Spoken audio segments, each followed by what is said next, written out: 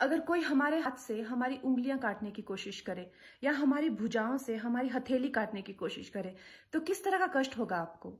वही कष्ट पहुंचाया है चाइना ने हमें लद्दाख पर अपनी लालची नजरें गड़ा के, और वहां हमारी सीमा का एक एक इंच बचाते हुए हमारे 20 जवान शहीद हो गए हैं। क्या भूल पाएंगे आप उनकी माओं के आंसू, उनकी विधवाओं की चीखें और उनके बच्चों के दिए बलिदान को?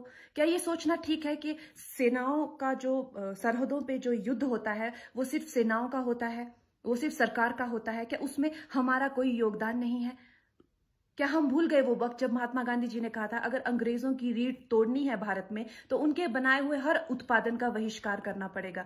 तो क्या ये जरूरी नहीं है कि हम भी इस युद्ध में हिस्सा लें? क्योंकि लद्दाख सिर्फ एक जमीन का टुकड़ा नहीं है, भारत की अस्मिता का एक बहुत बड़ा हिस्सा है, भारत की हथेली है। हम उसे किसी तरह से इस दुश्मनों के उनके गंदे इरादों में सफल नहीं होने दे सकते। तो क्या हम लोगों को इसमें हिस्सा नहीं लेना चाहिए कि जो चाइनीज जितनी भी गुड्स हैं, जितने भी उनके प्रोडक्ट्स हैं, जिन भी कंपनीज में उन्होंने इन्वेस्ट किया हुआ है, उनसे उनको रिटर्न्स आते हैं, रेवेन्यूज आते हैं, ऑर्गेनाइजेशंस है, उन सब का बहिष्कार करें ताकि वो उस संपत्ति से जो यहां से इंडिया से इकट्ठी करके जाते हैं, उस संपत्ति से हथियार खरीद के हमारे सैनिकों के सीने छन्नी करते हैं। तो क्या हम इस युद्ध में हम चाइना का साथ दे सकते हैं? आप बताइए।